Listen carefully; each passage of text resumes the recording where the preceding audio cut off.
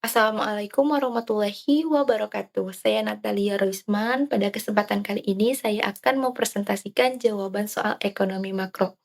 Sebelumnya terima kasih Ibu Salik yang sudah meluangkan waktunya untuk menyaksikan video tugas ekonomi makro ini.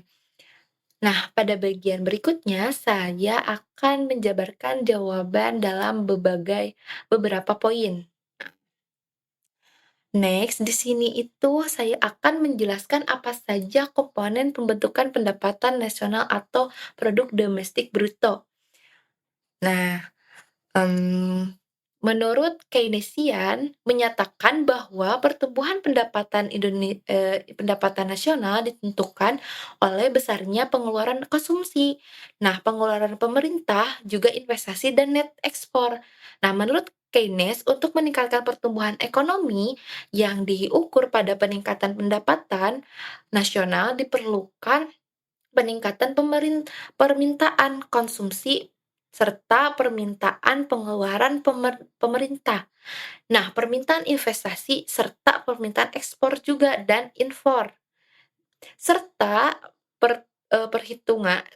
konsep perhitungan pendapatan nasional ini dengan pendekatan perhubungan menyatakan bahwa Y sama dengan C ditambah I, ditambah G, ditambah X min M atau kurang M.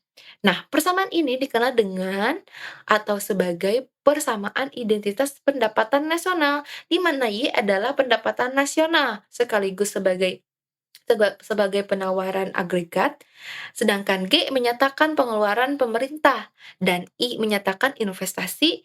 X dikurangi M adalah net ekspor dengan pembandingan nilai G terhadap Y mengamatinya dari waktu ke waktu dapat diketahui beberapa besar kontribusi pengeluaran pemerintah dalam pertumbuhan pendapatan nasional. Nah, yang dikutip Ajwa tahun 2016. Nah, di sini berikutnya ada contoh kasus di mana di negara Cina ini tingginya pertumbuhan sebuah pandemi atau pandemi ini terbukti menyatakan warganya dari kubangan kemiskinan. Cina menjalankan kebijakan ekspor secara masif dan, membatasi ketat impor gitu, juga melakukan kehadiran, uang uang panas bersifat eksklusif dan sedang mampir demi keuntungan jangka pendek, tapi, hengkang apabila kondisi pasar guncang gitu. Sementara Indonesia baru saja dinobatkan naik kelas sebagai negara penghasilan menengah ke atas gitu, dalam pendapatan nasional bruto ini.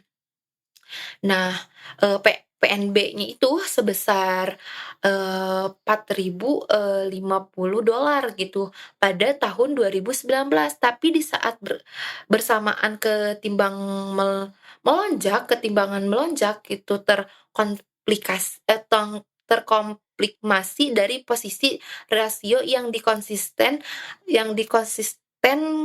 berada di kisaran 0 sampai 1 atau persisnya dengan 0,381 per, Maret 2020 kemarin gitu. Nah, berikutnya next di sini saya akan menjelaskan bagaimana perbedaan grafik siklus bisnis dan grafik pertumbuhan ekonomi.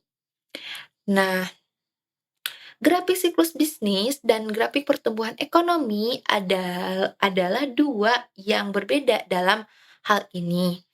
Nah, grafik siklus bisnis merupakan grafik yang menunjukkan kondisi pertumbuhan perusahaan dalam kurun waktu tertentu yang berkaitan dengan perkembangan ekonomi negara. Nah, grafik ini menggambarkan 3 fase yang berbeda. Yang pertama itu ada ekspansif, yang kedua itu ada puncak, dan yang ketiga itu ada kontraksi. Grafik pertumbuhan ekonomi serta itu atau ini juga sama aja sih ya, merupakan faktor yang menunjukkan kenaikan, kapasitas produksi suatu perekonomian dalam bentuk kenaikan pendapatan nasional. Nah, grafik ini menggambarkan tingkat pertumbuhan ekonomi yang diukur gitu. dengan peningkatan pertumbuhan national product gitu, atau bisa disebut juga GNP, atau produk domestik bruto (PDB). Dan dalam negara tersebut, perbedaan utama antara grafik siklus bisnis dan grafik siklus ekonomi, eee, adalah fokusnya itu, gitu. Jadi perbedaannya itu adalah fokusnya. Nah, di mana grafik siklus bisnis ini menggambarkan kondisi ekonomi perusahaan dalam kurun waktu tertentu, sementara grafik pertumbuhan ekonomi menggambarkan kenaikan kapasitas produksi ekonomi suatu negara. Nah, grafik siklus bisnis berkaitan dengan naik turunnya ekonomi. Nah, perusahaan dalam jangka waktu tertentu, sementara grafik pertumbuhan ekonomi menggambarkan kenaikan ekonomi negara, gitu. Dan jangka waktu yang lebih, panjang, gitu, ya. Terus grafik siklus bisnis ini menggunakan faktor-faktor yang di mana seperti biaya produksi, investasi, suku bunga, dan pendapatan untuk, mengukur kondisi ekonomi, gitu, perusahaannya, gitu ya. Apa sih, grafik perusahaan ekonomi ini menggunakan peningkatan pertumbuhan PDB, teman-teman, dan GNV gitu yang tadi kita bahas sebagai indikator utama nih. Sebagai contohnya itu grafik siklus bisnis dapat menunjukkan bahwa ekspansi ekonomi perusahaan yang diikuti oleh fase puncak gitu, di mana ekonomi akan mengalami kenaikan tinggi dalam harga barang dan jasa, benefit, dan, tingkat pekerjaan setelah fase puncak ekonomi perusahaannya gitunya, akan mengalami fase kontraksi, di mana kondisi ekonomi akan mengalami penurunan, teman-teman. Nah, grafik pertumbuhan ekonomi sementara itu dapat menunjukkan bahwa, kenaikan ekonomi negara ini akan mengalami kenaikan. Nah, kenaikan yang sangat tinggi nih dalam tingkat pertumbuhan PDB atau GNP tadi sebelum mengalami penurunan, teman-teman. Nah, grafik siklus, bisnis dan grafik pertumbuhan ekonomi, berguna untuk membantu pemerintah, perusahaan, dan analisis ekonomi untuk memahami dan mengelola kondisi ekonomi. Nah, grafik siklus bisnis ini dapat membantu perusahaan untuk atau ya, untuk membuat keputusan yang tepat dalam keuntungan atau keuangan dan kegiatan perusahaan. Nah, grafik pertumbuhan ekonomi ini dapat membentuk pemerintah untuk mengelola kondisi ekonomi negara dan mengeluarkan kebijakan yang tepat. Nah, begitu. Next, selanjutnya di sini saya akan menjelaskan apa saja yang mempengaruhi pergeseran kurva penawaran dan permintaan agregatnya. Nah, yang di mana permintaan agregat ini, kurva permintaannya itu menunjukkan kualitas, semua barang dan jasa yang diminta dalam suatu perekonomian dan pada tingkat harga tertentu. Nah, ada beberapa faktor nih yang dapat menyebabkan kurva permintaan agregat bergeser, yaitu yang pertama itu faktornya itu pergeseran yang timbul akibat perubahan konsumsi. Nah, peristiwa yang menyebabkan konsumen, membelanjakan lebih banyak pada tingkat harga tertentu akan menggeser kurva permintaan agregat ke kanan nih, ke kanan ya teman-teman sebelah sini. Nah, peristiwa yang menyebabkan konsumen membelanjakan lebih sedikit apabila tingkat harga tertentu menggeser kurva permintaan ke kiri. Nah, terjadinya, eee, pandemi COVID-19 menyebabkan nih ada contoh kasusnya nih, terjadinya pandemi COVID-19 menyebabkan permintaan memerlukan kebijakan PSBB. Nah, aktivitas-aktivitas yang terhambat, tidak bisa keluar gitu, sehingga konsumen menurun drastis. Banyak pabrik dan perusahaan melakukan PHK sehingga banyak orang kehilangan perusahaan, akibatnya daya beli sebagian masyarakat berkurang dengan serangkaian peristiwa yang menurunkan konsumen gitu. Nah, kurva permintaan agregat ini pun bergeser ke sebelah kiri, teman-teman. Nah, yang kedua itu ada, faktor pergeseran yang timbul dari perusahaan investasi. Peristiwa yang menyebabkan perusahaan investasi ini lebih banyak pada tingkat harga tertentu. Nah, menggeser kurva permintaan agregat ke kanan, nih, peristiwa yang menyebabkan perusahaan untuk menginvestasikan lebih sedikit pada tingkat harga tertentu. Nah, menggeser kurva, permintaan ke arah ke kiri, terjadinya pandemi COVID-19 tadi secara mendadak membuat para investor dan perusahaan, panik dan pesimis terhadap kapasitas, masa depan. Nah, sehingga kurva permintaan agregat pada pandemi pun, bergeser ke sebelah kiri, teman-teman. Nah, faktor yang ketiga ini ada pergeseran yang timbul dari perusahaan pembelian pembelian pemerintah. Nah, peningkatan pembelian barang dan jasa pemerintah itu pengeluaran yang lebih besar untuk mempertahankan atau kontribusi jalan raya. Nah, menggeser kurva pemerintahan agregat ke sebelah kanan. Nah, penurunan pembelian barang dan jasa pemerintah menggeser kurva ke sebelah permintaan agregat ke sebelah kiri juga gitu. Nah, yang keempat ini ada pergeseran yang timbul dari pengelu eee, perubahan ekspor neto. Nah, peristiwa yang meningkatkan pengeluaran ekspor neto pada tingkat harga tertentu menggeser kurva permintaan ke kanan. Nah, peristiwa yang mengurangi pengeluaran ekspor neto pada tingkat harga tertentu menggeser kurva ke kiri, permintaan agregat ke kiri gitu. Nah, terjadinya pandemi COVID-19 mengakibatkan ekonomi mengalami resensi. Nah, banyak, negara mengambil langkah lockdown gitu, di mana nilai rupiah terdepresiasi sehingga pengeluaran ekspor berkurang, permintaan agregat pun bergeser ke sebelah kiri, penawaran agregat kurva penawaran agregat menunjukkan kualitas sebuah barang dan jasa dan produksi perusahaan dan, dijual dalam suatu perekonomian pada tingkat harga tertentu. Nah, ada beberapa faktor nih yang dapat menyebabkan kurva permintaan agregat bergeser, yaitu faktornya, eee, penggeseran yang timbul dari perusahaan tenaga kerja nih. Peningkatan jumlah tenaga kerja yang tersedia menggeser kurva penawaran agregat ke kanan. Penurunan jumlah tenaga kerja yang tersedia ini menggeser kurva penawaran agregat ke sebelah kiri juga nih.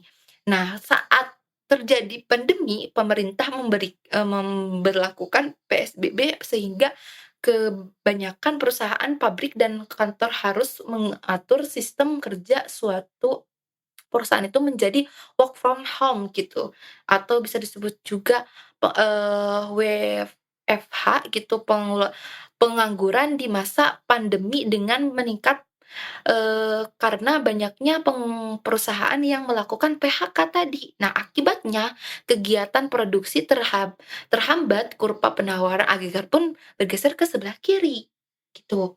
Nah, yang kedua itu pergeseran yang timbul dari perusahaan modal. Nah, peningkatan modal fisik atau perusahaan menggeser kurva penawaran agregat ke kanan, perusahaan modal ini fisik atau manusia gitu mengeluarkan kurva penawaran ke kiri. PSBB mengakibatkan pabrik-pabrik perlu menangguhkan atau menghentikan proyek yang sedang berlangsung gitu, teman-teman ya. Nah, akibat produktivitas menurun, ekonomi tidak bisa menghasilkan output sehingga kurvanya tadi, kurva penawarannya tadi agregatnya bergeser jadi ke kiri gitunya. Yang ketiga ini ada pergeseran yang timbul dari perusahaan sumber daya alam. Peningkatan, ketersediaan sumber daya alam menggeser kurva penawaran agregat ke sebelah kanan, itu penurunan ketersediaan sumber daya alam, serta menggeser kurva penawaran agregat ke sebelah kiri, gitu. Yang keempat itu ada pergeseran yang timbul dari perubahan teknologi, yang di mana kemajuan dalam, eee, pengel pengetahuan teknologi menggeser kurva penawaran agregat ke sebelah kanan gitu, terus penurunan, teknologinya itu yang, tersedia menggeser kurva penawaran agregat ke sebelah kiri juga gitu. Nah, next di sini ada contoh kasusnya. Nah, yang di mana COVID-19 telah menyebabkan guncangan permintaan dan penawaran bagi perekonomian dari sisi permintaan perlambatan ekonomi Tiongkok dan global akan mendampak pada perekonomian Indonesia melalui penurunan harga komoditas dan permintaan barang tambang di sisi penawaran tergantungnya perekonomian Tiongkok akan mengakibatkan kekurangan suku cadang dan kompeten kompeten serta barang modal yang ditunjukkan oleh banyak negara tertentu, termasuk Indonesia. Nah, yang ini mengganggu produksi barang jasa. Dalam kondisi ini, pelepasan stimulasi fiskal dan ekspansi moneter untuk merangsang pemerintahan agregat tanpa mengalami masalah guncangan penawaran, hanya akan meningkatkan inflasi. Kementerian Keuangan Indonesia mendeksikan ekonomi hanya akan tumbuh antara 0 sampai 2,5% tahun ini. Nah, pada tanggal 15 Maret, pemerintah Indonesia menyerukan social distancing yang akan dampak pada, aktivitas ekonomi yang mengeluarkan, karyawan hadir secara fisik di tempat kerja gitu. Ini akan mengakibatkan perusahaan permintaan dan pengangguran produksi jika produksi dan permintaan terganggu, karena social distancing, simulasi fiskal, dan ekspansi moneter yang bertujuan untuk memperkuat permintaan agregat tidak akan efektif sepenuhnya. Nah, permintaan justru harus menyesuaikan kebijakan, fiskal agar sesuai dengan simulasi gitu. Nah, prioritasnya dan merespons dengan cepat sehingga permintaan bisa, mengendalikan penyebaran virus gitu. Perekonomian Indonesia akan terus, tertekan. Langkah-langkah simulasi fiskal perlu difokuskan pada sektor kesehatan dan bantuan sosial untuk mengalami wabah tersebut. Hanya setelah wabah terkendali dan jarak sosial, berakhir, simulasi fiskal standar dan, kebijakan moneternya dapat digunakan untuk mendukung permintaan agregat, gitu. Nah, selanjutnya di sini saya akan menjelaskan bagaimana jumlah uang yang beredar, berkaitan dengan suku bunga, inflasi, dan pendapatan. Nah, apa itu? Nah, di sini ada jumlah uang yang beredar berkaitan dengan jumlah, suku bunga. Suku bunga merupakan salah satu faktor yang dapat mempengaruhi naik turunnya inflasi di Indonesia. Nah, yang dikutip oleh Atmaja 2024. Nah, Keynes, berpendapat bahwa tingkat suku bunga ditentukan oleh permintaan dan penawaran uang di pasar uang. Nah, yang dikutip oleh Supriyato gitu, tahun 2017. Nah, dalam teori liquidity, preference, Keynes menyebutkan bahwa jumlah uang yang diminta dengan tingkat bunga saling berhubungan negatif. Nah, yang dikutip oleh Miss Kate, nah, tahun 2016.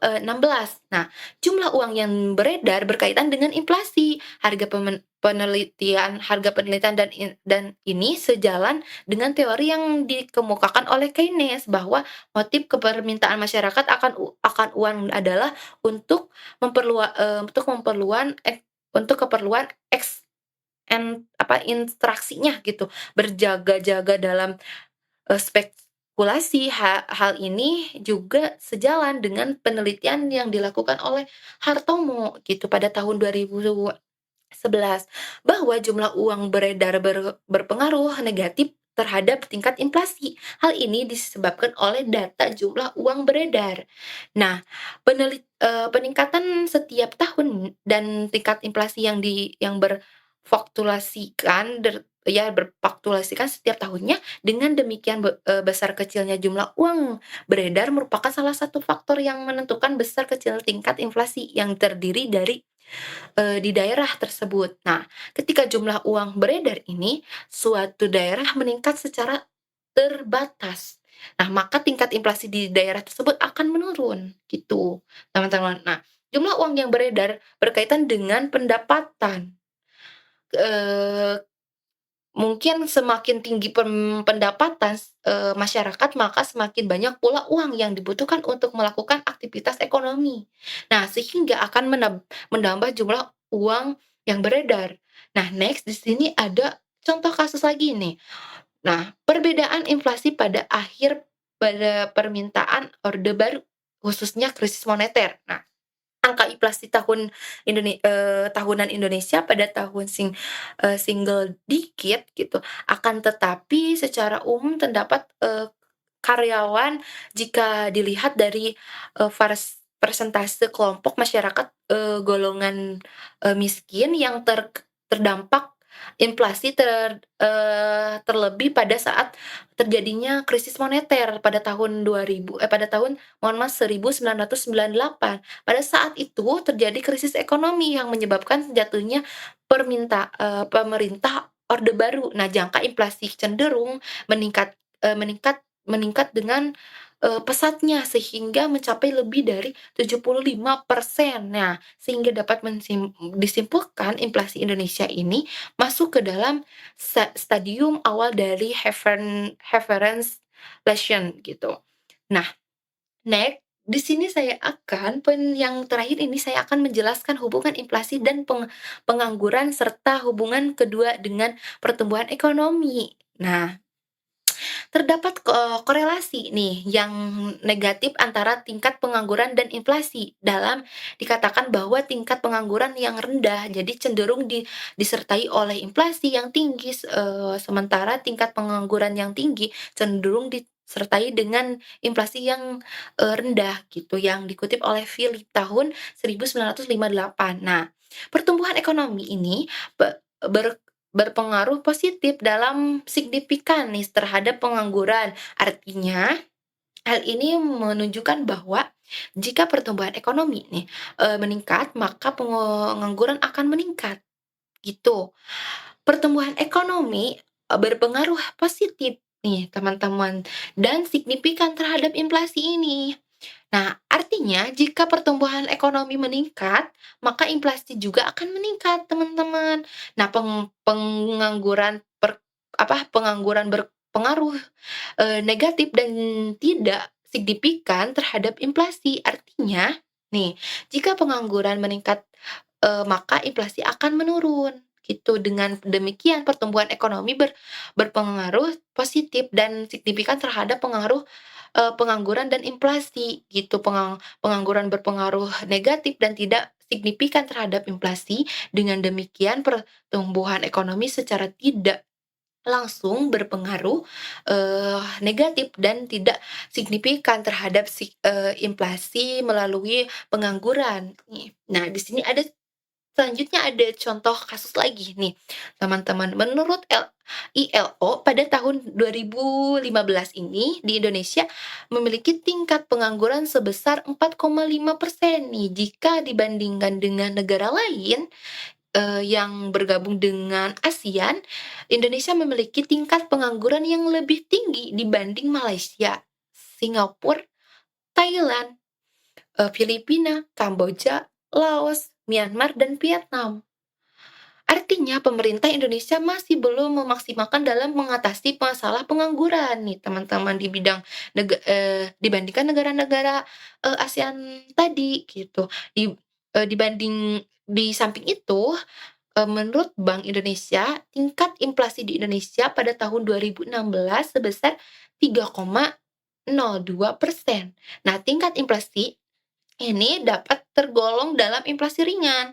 Namun Indonesia pernah mengalami inflasi berat, teman-teman nih, ketika, memasuki masa krisis moneter pada tahun 1997, tingkat inflasi Indonesia ini mencapai 11,0 5%. Nah, dan kemudian meningkat nih menjadi 77,63% gitu. Wow, kan meningkatnya sangat banyak banget gitu pada tahun 1998 ini. Nah, BPS Statistik Indonesia nih, menurut BPS Statistik Indonesia ya, diperkirakan pada tahun itu. Nah, hal ini juga diikuti dengan tingkat pengangguran yang cenderung naik pasca krisis. Nah, tingkat pengangguran yang cenderung meningkat tentu perlu pendapatan atau perhatian yang lebih serius gitu daripada pengambilan kebijakan, yaitu pemerintah. Nah, hal ini dikarenakan masalah pengangguran memerlukan masalah fundamental yang serius bagi perekonomian, baik dari segi makro maupun mikro. Nih, dalam pengendalian inflasi, Bank Indonesia sebagai pelaksanaan kebijakan moneter di Indonesia menganut sebuah, eee, kerangka kerja yang dinamakan inflation, dan targeting, framework gitu, atau ITF lah Sunda nama gitu. Kerangka kerja ini diterapkan secara formal sejak, Juli 2005. Nah, setelah sebelumnya menggunakan kebijakan moneter merupakan uang primer atau, sebagai, sasaran kebijakan moneter gitu. Kebijakan moneter yang dilaksanakan oleh Bank Indonesia itu tentu tidak mencapai inflasi yang terkendali, gitu teman-teman. Nah, mungkin, cukup sekian yang bisa saya sampaikan. Terima kasih kepada Ibu Selik yang sudah meluangkan waktu untuk menyaksikan video tugas ekonomi mikro kali ini, dan terima kasih juga kepada teman-teman yang mungkin telah menonton video saya, gitu. Semoga apa yang saya paparkan atau jelaskan bisa, kalian, pahami atau dapati untuk menambah ilmu kalian. Dan mungkin, saya juga mohon maaf apabila ada kekurangan atau salah-salah kata dikarenakan saya juga masih tahap pembelajaran, teman-teman, kayak gitu. Mungkin cukup sekian, terima kasih. Wassalamualaikum warahmatullahi wabarakatuh.